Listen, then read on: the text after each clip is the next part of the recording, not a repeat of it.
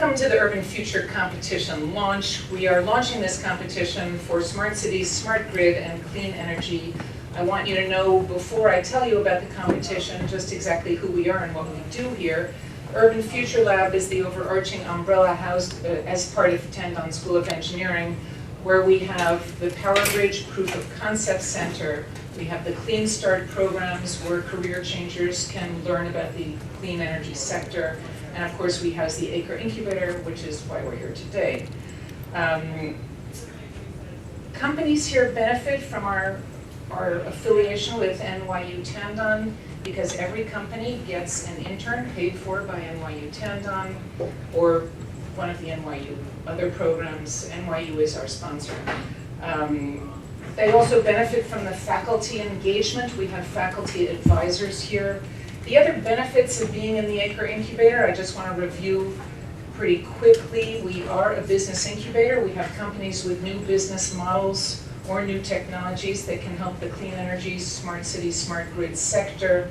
And we help them by providing an ecosystem and a community of like-minded companies, very different from just being in a regular co-working space. All of these companies can help each other. We have lunch and learns where companies talk to each other about common shared knowledge, how to negotiate a PON at NYSERDA or to win an SBIR grant at the DOE. They also talk to each other about the technologies in case they are complementary, which they often are. You know, the solar people might need to learn about what the storage people are doing. It's a very complementary ecosystem. In addition, we bring in investors all the time. We bring in policy people. We had Richard Kaufman here not long ago. We have John Rhodes coming next week. We will have Audrey Zibelman here soon. We have had the City of New York, the Mayor's Office of Sustainability come in. We have visits from real estate owners, from market partners, finance people. We had Alfred Griffin of the Green Bank. We've had NYC EEC come in here. And we're also affiliated with the Incubate Energy group of energy incubators across the country. There are 10 of them. They've been pulled together by EPRI and the DOE. This means that not only do the companies here have access to our Rolodex, they have access to the Rolodexes of all 10 incubators. If a company has business on the West Coast, I can pick up the phone and call the incubator in LA or San Francisco and arrange for them to have a desk to sit in for a day or two, perhaps to have some introductions. It's a very powerful network. So it's extremely meaningful for startups in this industry to be within this ecosystem instead of working at your dining room table or at a co-working space elsewhere. I want to talk a little bit about the company success that we have helping our companies here. In general, in the United States, the success rate of startups is about a 95% failure rate. At this incubator, we're a 94% success rate. That means the companies that are currently here or have graduated from the incubator are still alive since 2009. Some of them have enormously great top-line revenues. We have one company that's got a $30 million top-line revenue. That's spectacular. And we have others that are just bumping along, but they are alive, and we continue to help them even after they've graduated. I'm helping 3 companies that are graduates now to find funding. So the benefits of being in the incubator even after graduation go on and on. Also, for every dollar of funding that we get from NYSERDA, we have done our metrics, we are turning that, we're leveraging that into $100 of funding from the private sector and from project finance. That's spectacular, that's unheard of. No other investment has leverage like that. It's enormously powerful to be affiliated with this incubator. Recent company successes you can see up there. When Grid Edge Awards were announced this year in 2016 by Green Tech Media, there were 20 companies, including Siemens, National Grid, little baby companies like that. 20 total. Of those 20 companies, about 5 were startups, 2 were out of the Acre Incubator. This is a national competition. AgriList was the winner of 2015 TechCrunch Disrupt. Imagine a sustainable indoor farming app winning TechCrunch Disrupt. I think it's partly due to that gentleman standing at the camera there, Upsep, who helped a very gifted CEO, Austin Cuff, to put together a terrific slide set and a terrific web presence, which she did not have when she walked into the incubator. Rev demos, there are 11 Rev demos in New York State right now. 3 of them are companies that are sitting in this incubator. They are Block Power, Sealed, who you'll hear from in a minute, and Smarter Grid Solutions. United Wind, a graduate, raised an amazing $215 million in project finance this year. $215 million. That's spectacular. They are a graduate, and you can see them on our newly released video on our website. Sealed, who will speak in a minute, raised $7.5 million from the New York Green Bank to do energy efficiency retrofits in residential single-family homes. Project Economics was named to handle all the software for the first community choice aggregation project in New York State. And 475 is supplying all the building materials for what will be the largest passive house in America, a 27-story building going up now on Roosevelt Island, and 475 is selling them all the products they need to make that a passive house. You'll hear from more of these companies in a minute. Now joking, yes, thank you. So here's what the competition is all about. First of all, why now and why here? Well, the time is now for clean tech in New York. The REV initiative has created a market pull that is unbelievable.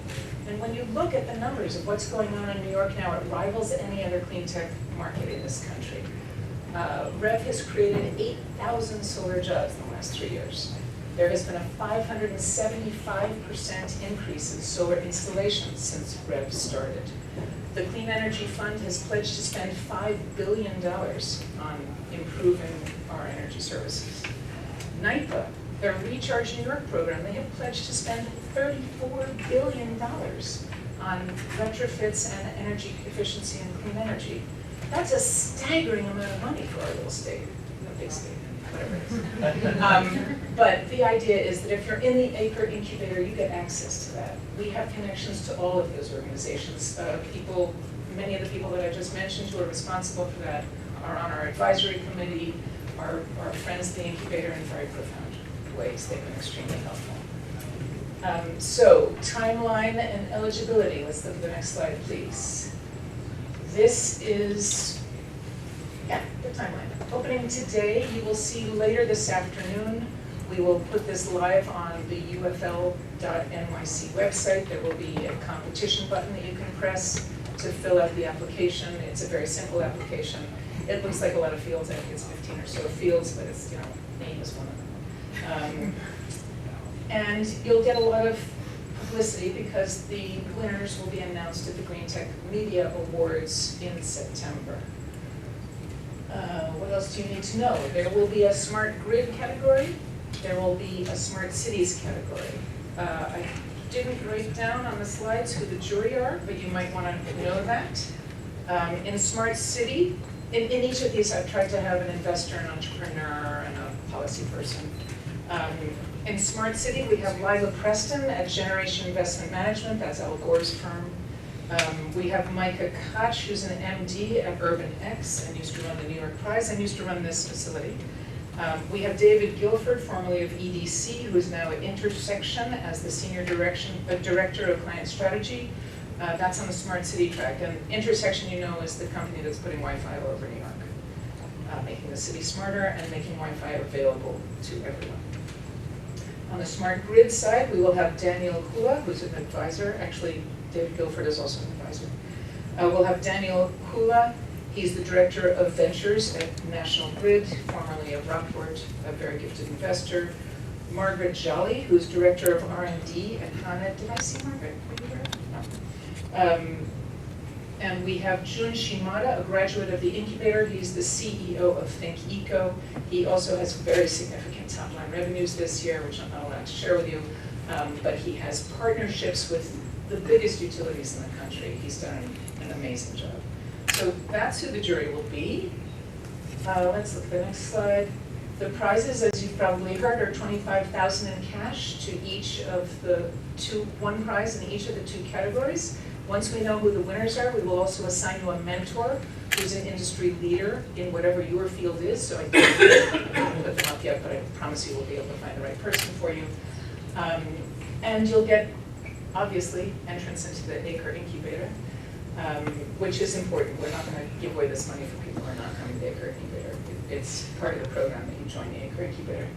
And you get access to all of those services and benefits, which are numerous and are on our website. I mentioned a few of them earlier. Any other information you need is at ufl.nyc/competition. And I want you to hear from a few of our companies. So we have 3 of them that are going to present in a minute or two. Lauren Saltz from Sealed, Eli Leland from Voltaic, and Bart Leslie from Voyage Control. So Lauren, why don't you come on up? Okay. Well, first of all, thanks to Pat for having me here today. So first I'm going to tell you a little bit about Sealed, and then how Acre has really helped us get to where we are today. So Sealed. So we pay to install energy savings improvements in people's homes, and they pay us back out of their savings. So the question is, why are we doing this? So energy efficiency is one of the biggest energy opportunities I think this country has ever seen, and it's highly unpenetrated. So there's potential energy savings, single-family homes of around $20 billion a year, and only 1% of that is being realized today. So the big question of that is why, right? So this question is especially big because customers have a real problem, right? If you Google, why is my home so ... one of the first or second hits you'll get is why is my house so cold, right? People in the Northeast especially have very under-insulated, very leaky homes. So like literally, you know, heat and their money is leaking out of holes in their attic and their walls. So there's a real customer problem here as well. But the reason why people aren't doing these improvements is because they don't want to pay for it. So a lot of these improvements cost between $10,000 and $15,000, and people's options today have been either to pay in cash or to take out a loan. So what Sealed is able to do is decrease the amount that the customer has to pay out of pocket. So the kitchen table conversation goes like this. You have this problem with your home, right? You're complaining that your daughter's room is cold. Would you like to pay $10,000 for it in cash today, or do you want to only pay $2,000, right? And the reason we can offer the customer a $2,000 price is because $8,000 of it is paid out of savings over time. A little bit about how we're able to do that and why no one's been able to do it before. So we call it work drilling for energy efficiency. So for the past 40 years or so, the industry has been trying to solve the savings problem, right? So how can you predict savings for an individual home? Well, the answer is that you can't. It's an impossible problem to solve. You can't do it with any confidence. So what Sealed is doing is taking a more statistical approach. So we've spent the better part of the last 3 years collecting, analyzing, and cleaning. If anyone works as a data scientist, you'll know what I'm talking about here. What's become the largest data set of its kind in the United States. And we've used it to create a portfolio approach. So we still have no idea how much energy a single home is going to save, but we do have a pretty clear idea of how much a portfolio of 30, 50, or 100 homes is going to save. So the reason why this is so important is because it's able to turn energy efficiency into a bankable commodity, right? Something that can be securitized, potentially sold. So one thing that we've done with this, right, so Pat mentioned earlier that we had a $7.5 million fund with New York Green Bank, is we're able to actually take our analytics, right, and use it to be the basis for a new financial commodity, basically, that we're able to directly invest in people's homes. So a little about our customer acquisition. You'll see why this is important when it comes to Acre. So our main customer acquisition strategy is to leverage groups that already have a trusted customer relationship. So the main way that we generate leads is through utility partnerships. So utilities will send an email, right, or do other kinds of mail pieces to their customers saying, here's this offering, get a free home energy assessment, and Sealed will invest in your home and pay for energy savings upgrades. And so we're able to leverage that relationship to build trust with our customers on day one. So Pat mentioned we're part of a Rev Demo with National Grid. She did mention that we're also part of Rev Demos with Con Ed and Orange and Rockland Utilities. I think 4, maybe 5, I don't know. A lot of Rev Demos going on. And I think for a company that has only been in business for around 3 years, that's kind of unprecedented, right, to have 3 utility partnerships of that scale. Sorry, what's the upside for utility companies? Sorry? The upside for the utility company because they have Right. less business. So it's a great time to be a clean tech company in New York State. So there's all these regulatory changes going on, especially with REV. So the utilities in the past, right, make money by selling more power, right? Or they've been required to hit certain energy efficiency targets before, but it was more like you have to justify your spending in advance. And then there's like M&V later, but the incentives aren't necessarily aligned, right? It's more like they invest money on promised energy savings. So basically with REV is the utilities are looking for new revenue streams from energy efficiency. So, the utilities are sending us leads, but we're paying them for those leads, right? So that would be a normal cost of business we have anyway to acquire customers. But there's like a lot of synergies with utilities doing it. One, that's a revenue stream they hadn't had before. But two, we're able to provide them with a revenue stream that's still lower than what we would have to pay if we did marketing ourselves. And I would say, especially in New York State, like the utilities have a really trusted relationship with their customers. And we've seen a big difference with close rates between leads that are coming from utility partners and leads that we just got on our own at a farmer's market. So, or through Facebook advertising. So, and again, when it comes to being a startup, a lot of people have no idea who we are, right? People know who National Grid is, people know who Con Edison is, right? Those are names that have been around for a long time. So, switching to, I already started talking about how helpful Acre has been to us, but I would say that, being a startup has a lot of unique challenges, right? Like, it's just really hard to have a startup, especially when you're coming from outside the industry like I am. So my background's in finance. 3 years ago, I didn't even know what a kilowatt hour was. So, yeah, it's just really hard. You're trying to develop and expand your business. You're trying to raise money, which is a huge challenge for startup founders, especially during the current macro climate. Where you have to manage your employees, right? I'm like writing code alone in my apartment. Like, there's just a lot of stuff going on. So, one, right, you have a lot going on and you have very limited resources, right? Even if you're very successful at raising money, you never know how hard the next round is going to be to raise. You want to conserve all your resources. No one knows who you are, right? You don't have a lot of advocates. And also, this is something that I don't think people talk enough about, is being an entrepreneur can be very isolating. You're working on a problem that maybe no one has been able to solve before. And there's a lot of highs and lows of being an entrepreneur. And I would say that Acre has helped us with all three of those. So a few concrete examples. So Pat mentioned earlier our deal with the New York Green Bank. So I had spent, I mean, close to a year trying to get a project finance deal done, and 4 months negotiating with the Green Bank. And all of a sudden the deal was closed. And I was like, well, I should probably try to get some publicity out of this now, but like I don't have a PR person and I've never done anything in PR, right? Like finance and analytics. So we reached out to Pat and she put us in touch with Acre's PR team, and they helped us with the press release and they helped us pitch to publications that might be interested. And actually one of them, one of the articles that's written about us, we got an inbound investor lead from. So that's something we would not be able to do. And the second thing, right, is that Acre and Pat specifically has been an amazing advocate for Seal. I feel like Pat's always emailing us with new opportunities to get Seal team out of there. We've gotten a lot of introductions to investors. And one thing, especially when we have an advocate, is we're able to get really candid feedback, right? Because Pat will pass it along, and that's been very helpful to us while trying to make our pitch better. And also, like, there's so many Acre events going on here that it provides us a way to meet people that we ordinarily wouldn't have contact with. So actually, our Con Ed demo that we're a part of, there was an Acre event that our director of partnerships met someone from Con Edison here, and that's how we got into their demonstration.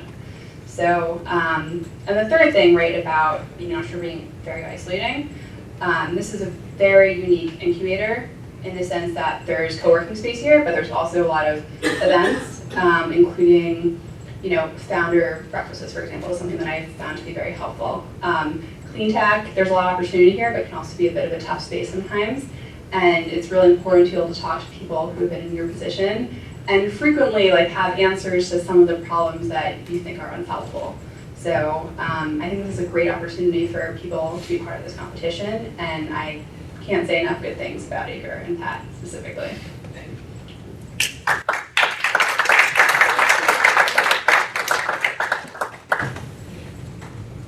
Greetings, everyone. My name is Eli. I'm one of the founders of Voltaic. We are a battery intelligence software company.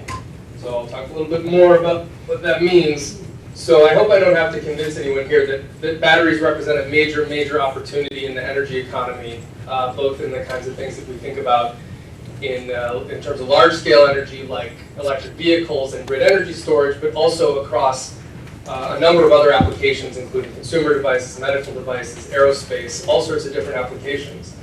We're finding that battery performance, more than ever before, is key to market success across all of these different industry segments. However, unfortunately, battery performance today remains inadequate for many applications. Either they cost too much, they don't last long enough, there's not enough energy density, you need to lug around too big of a battery pack in your electric vehicle, etc.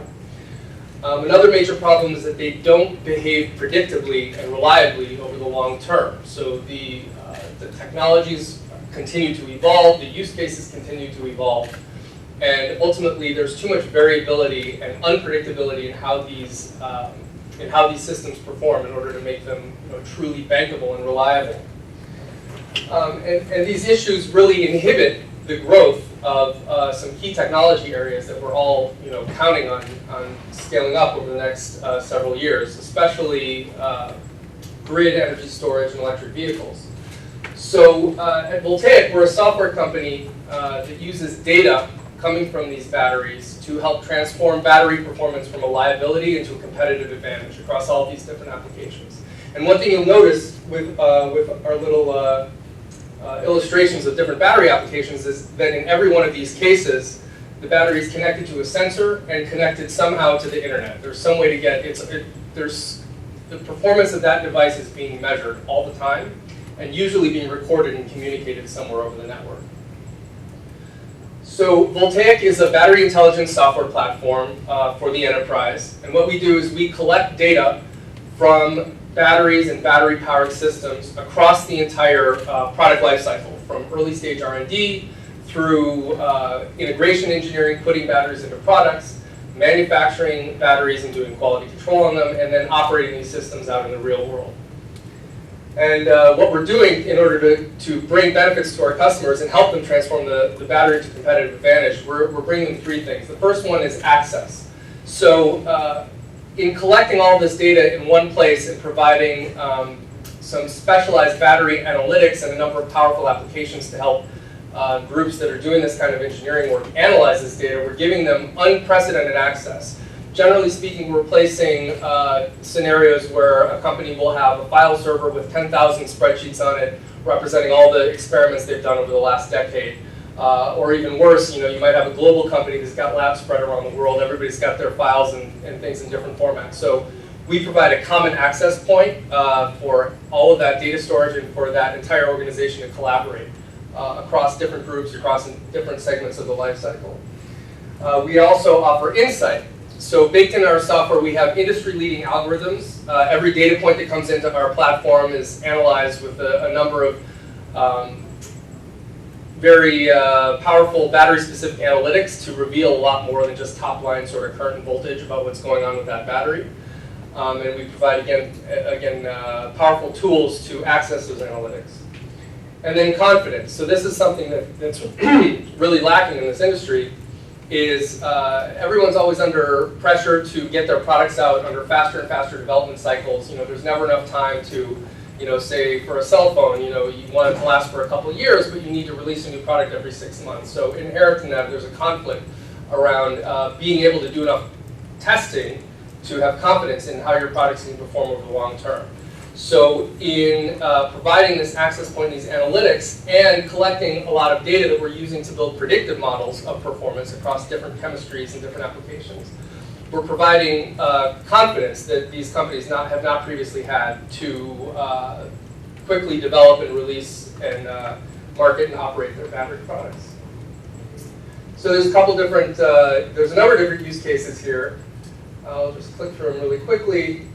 Just listing off micro and grid energy storage, electric vehicles, consumer electronics, medical devices, wearables, drones and aerospace, and then of course battery and capacitor manufacturing. So even though we're fairly specialized in providing software meant to optimize and analyze batteries and battery applications, there's actually a pretty broad set of market applications for this, and we are fortunate enough to have customers in a number of these segments, including grid energy storage. We're pretty close in electric vehicles. We have a couple consumer electronics companies and a few battery and capacitor manufacturing companies. But we're engaged in talks with companies across all these different applications. And looking at what these companies would do with our software. In the case of battery development, this would be a company that's developing new battery chemistries. They're typically doing a lot of experiments, trying to track a lot of different results at one time.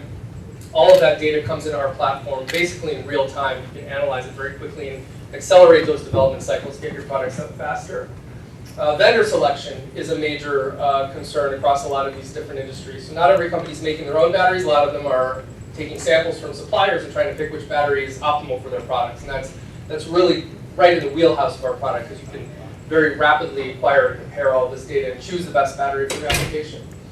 And then looking ahead a little bit, perhaps the most exciting in terms of the overall size of the opportunity is on the finance side, so warranties and operation.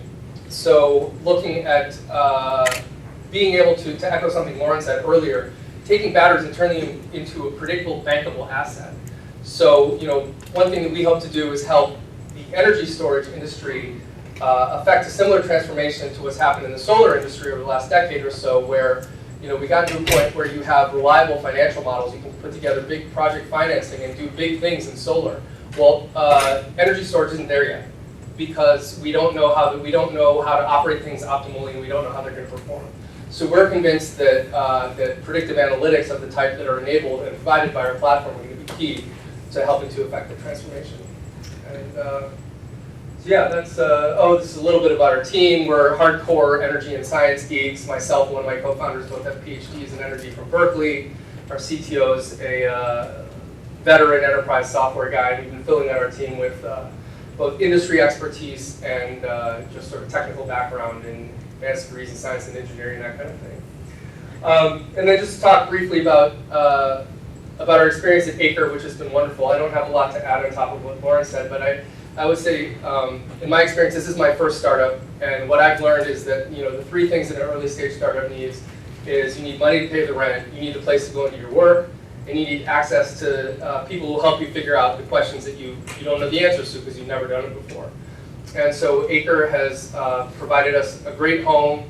Pat's been a tireless advocate in our fundraising process last year. We closed seed funding late last year. She made a ton of connections for us, and there are always tons of great people coming through here. And of course, with this competition, that's going to provide some funding for someone to join the incubator and get started. So thanks very much. Thank you. Thanks, Eli. Okay, so my name's Bart Leslie. I'm with Voyage Control. I'm the Vice President of the Americas. We are a UK-based company. I'm an Australian by accent though, so don't get confused. Much better place. We're the convicts. So with the beautiful sandy beaches and perfect skies. Anyway, look. We've been with Acre for probably about 9 months now, I think, approximately. So we're probably one of the newer ones here. So talking from a different angle, and I'll get on to the benefits of Acre and that. But to give you a bit of a background in terms of our business. So we're a freight management and logistics software company. It's a very, very unsexy industry, logistics. But Eli, I'm going to say we're a $3.2 trillion industry. And the road freight industry in the US is a $700 billion industry itself. 30% of trucks on the roads run empty, and that's an average amount. So that's something we're trying to address, and is a big problem, which obviously adds to congestion, pollution, etc. So getting into sort of what is Voyage Control. So the easiest way to describe us is an air traffic control system for the road freight industry. So looking at that last mile of the journey, the same sort of principles in our software we use with the algorithms, etc. For you've got 20 planes coming in to land on one runway. We do the same thing, pardon me, with 20 trucks coming into one loading bay. Similar sort of theories. So we apply that. We're based on the clouds. It's the road freight industry and trucking is very, very or highly fragmented. It's highly unsophisticated. A lot of the time they use Excel spreadsheets. They use pen, paper, whiteboards even. So we're trying to address all that, and by using the clouds, obviously, a easily deployable software. We're also a platform that sort of connects the flow between the freight handlers and receivers. It's something that is not there in the market at the moment. So that's something we're also trying to address. The other thing is that we're modular, so we can apply ourselves across a number of industries. And to give you a sense of what those are the construction infrastructure. So we work with, at the moment, I think we're 6 or maybe 7 out of the top 20 construction companies in the US at the moment. Some of them are international ones like Skanska, the 7th, which is, I think, number 6 in the world.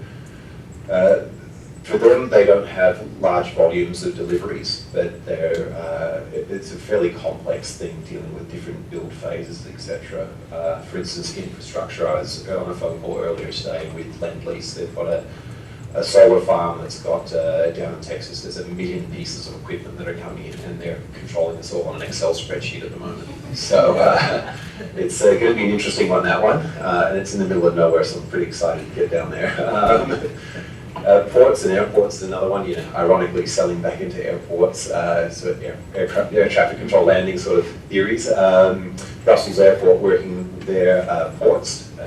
So the Port of Los Angeles and Long Beach, so YTI, which is USEN Terminal International, which is owned by NYK, one of the largest and oldest shipping lines in the world. We're integrating with their software because there's definitely software out there that connects the ships to the terminals, but not to the terminals, to the trucks, to the warehouses. There's a massive gap in there. So that's something that we're addressing in there. That port does 15,000 trucking journeys a day coming through there. YTI terminal itself will do 1,200 bookings a day. Exhibition and convention center is actually where we started. These are very, very short windows. You have 2 or 3 days to move in, set up the show happen, and then move out again. You can get up to 2,500 deliveries a day, in a total 3-day period with trucks to hand carry what they come out the front. So the mom pops, they come in their cars, unload the boot of the car, run inside. So that's another interesting one. And then something else we're looking at is production and distribution facilities. So in summary, the easiest way to say, hope you can see that as well. Green's not a great color. So we optimize the inbound freight to drive operational efficiencies between the decision makers at busy logistics hubs, just trying to do things smarter and in the modern age. This is the best way to try and describe what we do. The very, very top corner, booking and scheduling, is the crux of what the business is founded around. There is other software out there.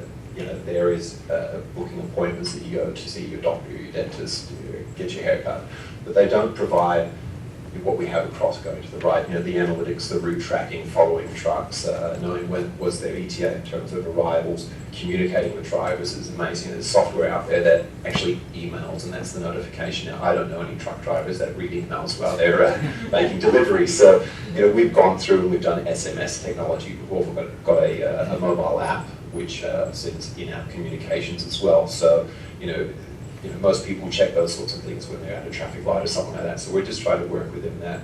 And also process integrating. I mentioned with the construction companies, for instance, Procore, they're becoming more advanced with more software and how do you run a construction site more efficiently. And so we're integrating with Procore, for instance, through single site login. Also with another one, Navis, 40% of the world's shipping terminals run Navis software. We're integrating with them as well. So, that missing link of that terminal to truck or the inbound into the construction site, for instance. So there's great opportunities there for us. In the middle, look, it's just a quick summary saying that it's really disjointed, and we're sort of connecting the users on each side with it through providing the overall, as I mentioned, site managers, on-road drivers, security, so everyone's got the visibility, and also using an app for it. Now, rather than bore you about construction and shipping and ports and all sorts of stuff like that, I've decided to take a new approach, and this is the first time I've ever spoken to this slide, and I created it this morning, so. What I wanted to do is talk about sort of the environment, some of the benefits, and our company actually started being called as Carbon Voyage, selling carbon savings back in 2009, very, very difficult to do. So we actually flipped the company into a logistics company, and we're getting great traction and success. But we also have a great benefit of the carbon savings, and that's sort of why we ended up and landed here. So what are the big issues or the macro problems of cities today? There's two of them. So one is congestion, the second is air pollution.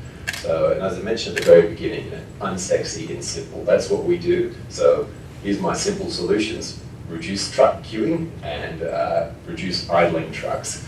So, and these are two things, break it down to its fundamentals and you can have a great business. Logistics, enormous business opportunity, come up with a simple solution and you should get some good results. So, yeah, there's lots of trucking vehicles. Probably should put my glasses on. There we go. Wow. Okay. So tracking vehicles, as I mentioned, using apps, etc. What we can do is we can ensure that trucks are adhering to specific routes.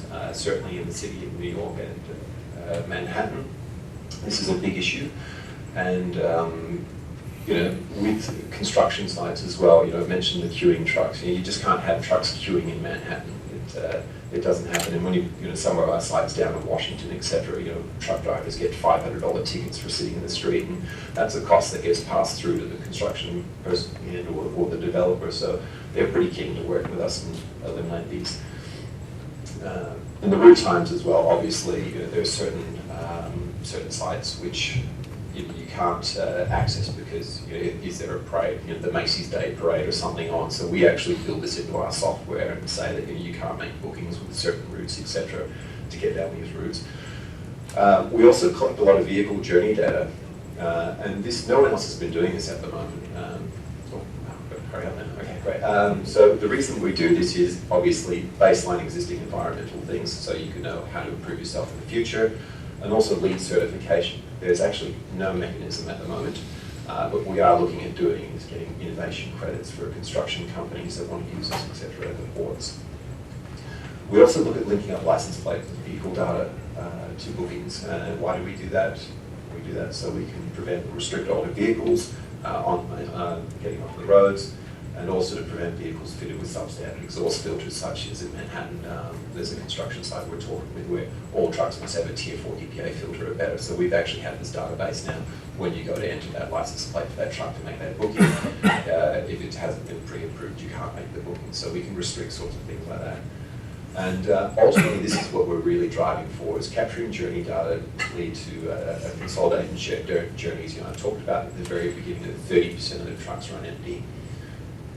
Our goal is actually to create a marketplace. Now, there's plenty of people out there trying to create a marketplace, but all they're doing is taking the current system of trucks phoning around a bunch of logistics handlers, do you have a ride or a parcel to pick up to deliver, and they're putting it online. They haven't done anything more than that. But what we're actually doing is we're redefining and making that process better by saying, I know when the truck's finishing, I know where the truck came from, I can now push something to the truck driver to go home.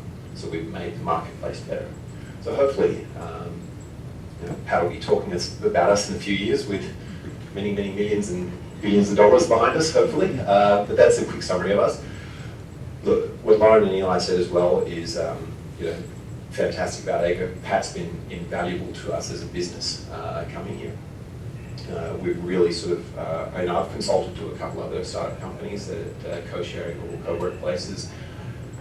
The environment there is nothing like here. This is just off the charts better. It really, really helps you as a business to perform and work with other like-minded people that are really excited about the products they have. It's something I can't say enough about being here. You definitely want to get into this one. I suppose that's the most of it that I can really say. the colleagues you meet as well. That's super. I mean, Lauren mentioned about the connections and the founders' breakfasts and etc. And that rather than sort of repeat all of that, I'll let you watch the video again and capture it all. So I'll hand back to Pat. Thank you. Let me walk back here and sit down for a minute. If there are any questions, I'm not sure there are. Everyone was so complete. Let me just throw this stuff on the ground so I can sit. Any questions about the process? The application is going to be on. It's going to be live in a few minutes as soon as Joseph is done filming this. Yeah. How many desks do the reader get?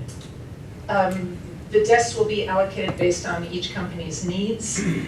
Once you're in the incubator, desks are $450 per desk per month. And that escalates gradually over time. We don't want companies to be here for 3 years. So every 6 months, your desk rent goes up by $50 per desk.